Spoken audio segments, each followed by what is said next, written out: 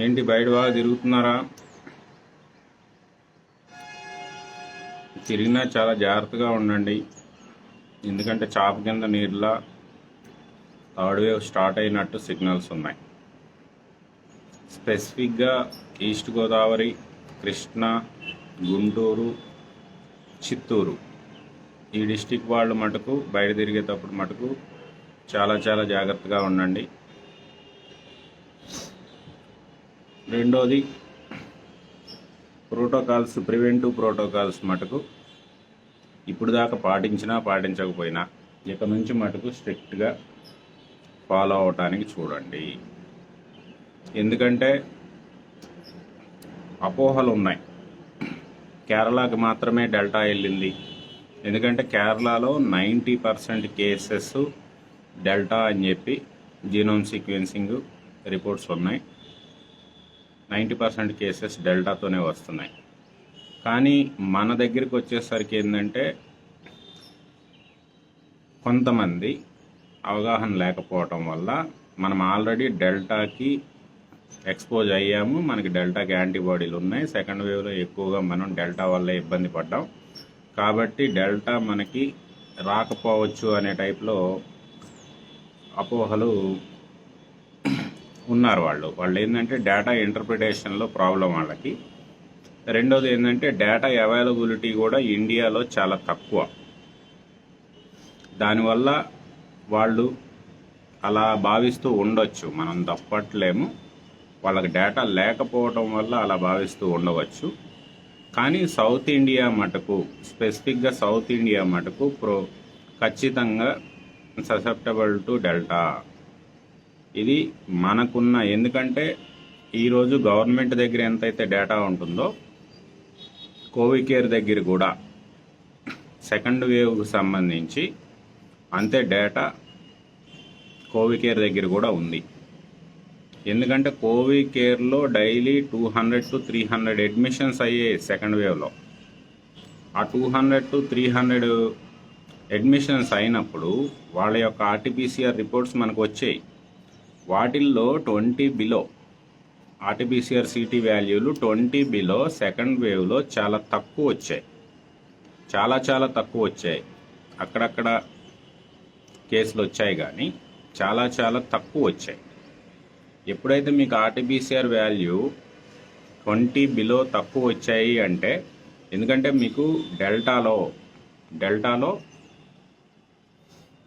RTPCR వాల్యూలు స్పెసిఫిక్గా చెప్పేది ఏంటంటే 15 to 18 మధ్య ఉంటాయి. 15 కంటే ఇంకా బిలోగా ఉంటాయి. ఒక 3 days తర్వాత కానీ మనం ఇన్ఫెక్ట్ అయిన తర్వాత 3 days తర్వాత కానీ ఆర్టీపీసీఆర్ చేపిస్తే 15 బిలో ఉంటాయి. 3 days లోపే కానీ చేపిస్తే 15 to స్పెసిఫిక్గా 18 మధ్యలో ఉంటున్నాయి అనేది మనకి ఇంటర్నేషనల్ డేటా చెప్తుంది. కాబట్టి ఏంటంటే ఈ టైప్ ఆఫ్ ఆర్టీపీసీఆర్ రిపోర్ట్లు మేము సెకండ్ వేవ్లో చాలా తక్కువ చూసాము. ఇట్ క్లియర్లీ ఇండికేట్స్ మనం ఇంకా డెల్టాకి ఎక్స్పోజ్ కాలేదు. మనం సెకండ్ వేవ్లో ఎక్స్పోజ్ అయింది B117 యూకే వేరియంట్కి, N440K కర్నూలు వేరియంట్కి ఎక్కువ ఎక్స్పోజ్ అయ్యాం. వీటికి సంబంధించిన యాంటీబాడీలు ఉన్నాయి. కానీ రెండోది ఏంటంటే స్పెసిఫిక్గా తెలంగాణ బార్డర్ డిస్ట్రిక్ట్స్ నిజామాబాద్, కరీంనగర్, ఆదిలాబాదు, వీళ్ళు ఏంటంటే మహారాష్ట్రలో అప్పుడప్పుడే పుట్టింది B1. ఇక్కడ ఏంటంటే మీకు డెల్టాకి మిగతా వేరియంట్లకి, అదే లీనేజ్లో ఉన్నటువంటి మిగతా వేరియంట్లకి చిన్న డిఫరెన్స్లు ఉన్నాయి. అవి క్యాచ్ చేయడంలో కూడా కన్ఫ్యూజ్ అవుతున్నారు. మనకి సెకండ్ వేవ్లో ఈవెన్ మహారాష్ట్రలో కూడా గట్టిగా వచ్చింది B1617. కానీ ఆ తర్వాత B1617 సెకండ్ వేవ్ ఎండింగ్లోకి వచ్చేసరికి B1617 1, 2, 3గా మారిపోయాయి. మనం పాత వీడియోలో కూడా మెన్షన్ చేస్తుంటాం. 6172ని డెల్టా అంటాం, 6172ని డెల్టా అంటాం. అదే 617నే 1 కూడా అంటారు. 617-1గా దానికి పేరు పెట్టి మిగతా వాటిని 617 కొత్తగా వచ్చిన వేరియంట్ డెల్టాని 6172 అంటారు. 6172 వ్యాప్తి జస్ట్ స్టార్ట్ అయింది, ఇమీడియట్గా మనం లాక్డౌన్లోకి వెళ్ళాం. లాక్డౌన్లోకి వెళ్ళేకి దాని ట్రాన్స్మిషన్ స్లో అయింది. మహారాష్ట్రలో 50,000 దాటి కేసులు వచ్చినప్పుడు గెట్ లాక్డౌన్కి వెళ్ళారు వాళ్ళు. ఆ యొక్క కారణాల వల్ల డెల్టా అనేది మన దగ్గర స్లో స్ప్రెడ్ అయింది సెకండ్ వేవ్. అది ఫ్లైట్లోకి వెళ్ళిపోయింది, బయటికి వెళ్ళిపోయి ర్యాపిడ్గా యూఎస్లో, ఇప్పుడు యూకేలో విపరీతంగా స్ప్రెడ్ అవుతుంది. టోటల్ కంట్రీస్లో ఎక్కడైతే ఇప్పుడు థర్డ్ వేవ్ చూపిస్తుందో అక్కడంతా కూడా డెల్టా ఉంది. ఈవెన్ కేరళలో కూడా 90% కేసెస్ డెల్టాతో ఉన్నాయి. కాబట్టి ఏంటంటే డెల్టా మనని దాటి వెళ్ళిపోయింది, మనం ఆల్రెడీ డెల్టా నుంచి బయటపడిపోయాం అనే అపోహల్లో మటుకు ఉండకండి. ఎందుకంటే డెల్టా స్పెసిఫిక్గా డెల్టా సిటీలోళ్ళు తక్కువ ఉంటాయి. ఇంటర్నేషనల్ స్టడీస్ అవే చెప్తున్నాయి. అటువంటి సిటీలోళ్ళు మనము సెకండ్ వేవ్లో స్పెసిఫిక్గా కోవిడ్ కేర్లో మేము ఎక్కువ రిపోర్ట్స్ చూడలేదు. చాలా రేరు. 18, 19 చూసాం. ఈవెన్ B117 యూకే వేరియంట్తో కూడా వైరల్ లోడ్లు 20 బిలో ఉంటాయి, కానీ 15 అబవ్ ఉంటాయి. ఈవెన్ డిలేడ్ ఆర్టీపీసీఆర్లు అయినా కూడా 15 అబవ్ ఉంటాయి యూకే వేరియంట్లో. అవి చూసాం, అవి కూడా కొన్ని చూసాం. కానీ బిలో 15 ఆర్టీపీసీఆర్ సిటీ లోడ్లు వచ్చినాయి. చాలా రేరెస్ట్ ఆఫ్ ది రేర్ చూసాం. కాబట్టి ఏంటంటే డెల్టా దాటిపోయాము మనము అనే చెప్పే మాటల్లో నిజం ఆల్మోస్ట్ లేదు మనకున్న డేటా ప్రకారం. కానీ జీనోమ్ సీక్వెన్సింగ్ డేటాలు అయితే మన దగ్గర ఎక్కువ జరగట్లేదు. కాబట్టి ఓన్లీ ఈ పారామీటర్స్ని బేస్ చేసుకొని మనం ఇంకా డెల్టాకి ససెప్టబుల్ ఉన్నామన్న విషయం మటుకు ఖచ్చితంగా గుర్తుపెట్టుకోండి. డెల్టాను దాటిపోయామనే అపోహలో మటుకు ఉండదు. ఎందుకంటే ఆ అపోహలతోనే బోల్డ్ అన్ని నిన్న ఈవెన్ ఏబిఎన్లో కూడా ఒకటి వచ్చింది, జస్ట్ 1,00,000 కేసులే వస్తాయి, సెకండ్ వేవ్ కంటే థర్డ్ వేవ్ వీక్గా ఉంటుంది అన్న టైప్లో వాళ్ళు ప్రెడిక్షన్స్ ఇచ్చారు. ఆ ప్రెడిక్షన్స్లో చూసిన తర్వాత నవ్వు వచ్చింది నాకు. ఎందుకంటే వేరియంట్ బలపడతా ఉంది. వేరియంట్ బలపడతా ఉంటే సెకండ్ వేవ్ కంటే తక్కువ కేసులు వస్తాయని చెప్పి ఇచ్చే ప్రెడిక్షన్స్ సూత్ర మోడళ్ళు ఐడి అనుకుంటా వాళ్ళు ఇచ్చింది. మరి వాళ్ళు లేకపోతే ప్రైవేట్గా ఇచ్చారో తెలియదు.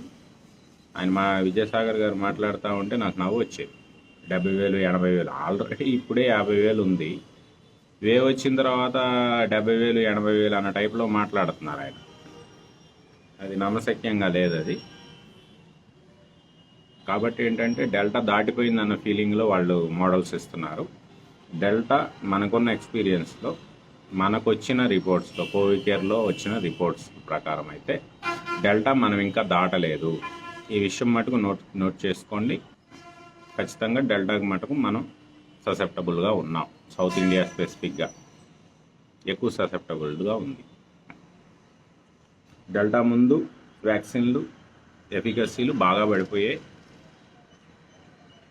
డెల్టా ముందు మిగతా ఇబ్బందులు కూడా పెరిగాయి, ఆక్సిజన్ డిమాండ్లు పెరిగాయి.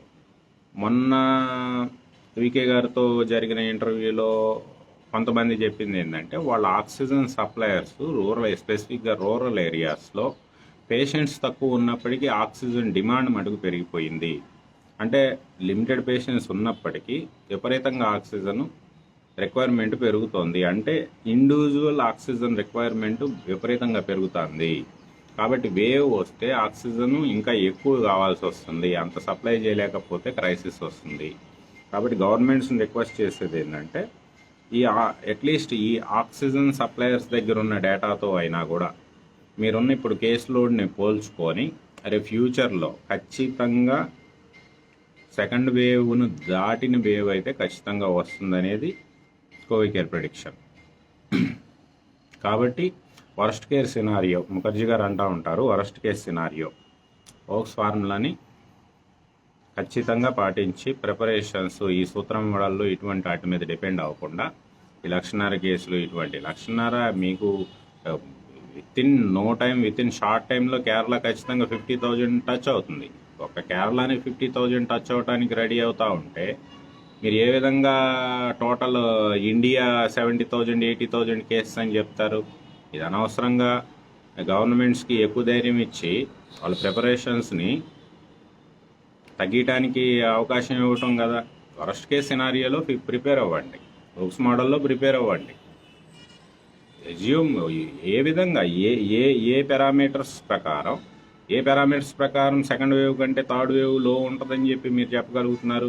ఏ పీపుల్ యొక్క బిహేవియర్లో ఏమన్నా తేడా వచ్చిందా, లేకపోతే వ్యాక్సిన్లు ఏమన్నా అద్భుతంగా వాటి మీద డెల్టా మీద పనిచేస్తున్నాయా? రెండోది R0 D614G R0 1.2 B117 R0 1.9. ఇదివరకు స్టార్టింగ్ ప్రిలిమినరీ రిపోర్ట్స్లో వచ్చిన వాటిల్లోనే R0 3.9 అని చెప్తా ఉంటే మొన్న CDC ఇచ్చిన రిపోర్ట్లో R0 9 to 10 అని చెప్తున్నారు. ఎక్కడ 3.9, ఎక్కడ 1.2, ఎక్కడ 1.9. 1.2 ఫస్ట్ వేవ్, 1.2 R0 ఉన్నప్పుడే 1,00,000 కేసులు వచ్చాయి. 1.9 R0 ఉన్నప్పుడు యూకే వేరియంట్తో ప్లస్ ఈ 3.9 అనుకున్నా కూడా అటువంటి దాంతోనే 4,00,000 కేసులు వచ్చాయి. ఇవాళ 9 to 10 అని చెప్పి R0 చెప్తా ఉంటే CDC స్టడీలోనే మీరు ఏ విధంగా 70,000 80,000 కేసెస్ ప్రెడిక్షన్ ఇస్తారు? ఇదేమి ఎంత కామెడీగా ఉందా ప్రెడిక్షన్? దయచేసి ఏంటంటే R0ని ప్రెడిక్షన్ మోడల్లోకి మీరు తీసుకోలేదా, లేకపోతే పీపుల్ ఏమన్నా మొత్తం వేరే రకంగా ఏమన్నా మారిపోయారా? సైకాలజీ మారిపోయిందా? గుంపులు తిరుగుతూ ఉన్నారే ఇప్పుడు కూడా? ఏ బేసిస్ మీద, ఏ పారామీటరు సెకండ్ వేవ్ కంటే వేరియంట్ బలపడింది, అది నిజం.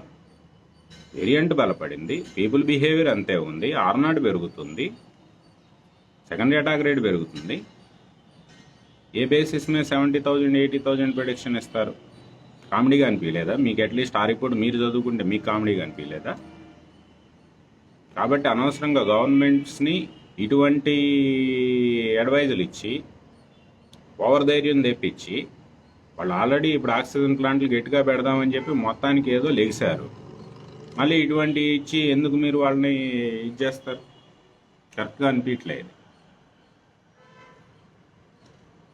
అది మన ఏబిఎన్ డిబేట్లో రఘు గారు అడిగారు, 730 హాస్పిటల్స్ 730 డిస్ట్రిక్ట్స్లో ఎందుకు పిల్లలకి స్పెషల్ కేర్ హాస్పిటల్స్ పెడుతున్నారు? ఇటువంటి ఏముంది మీ దగ్గర డేటా? ఎందుకు దాచిపెడుతున్నారు జనాల దగ్గర? ఇటువంటివన్నీ రిలీజ్ చేయండి. రిలీజ్ చేస్తే పీపుల్ అట్లీస్ట్ కొంత వాళ్ళకై వాళ్ళు ఆలోచించుకొనైనా కూడా సేఫ్టీలోకి వెళ్తారు. దీని మీద కొంచెం అది ఆ మోడల్ అయితే కరెక్ట్గా లేదండి విజయసాగర్ గారు. ఒకసారి మళ్ళీ మీరు రీఅసెస్ చేసుకోండి దాన్ని.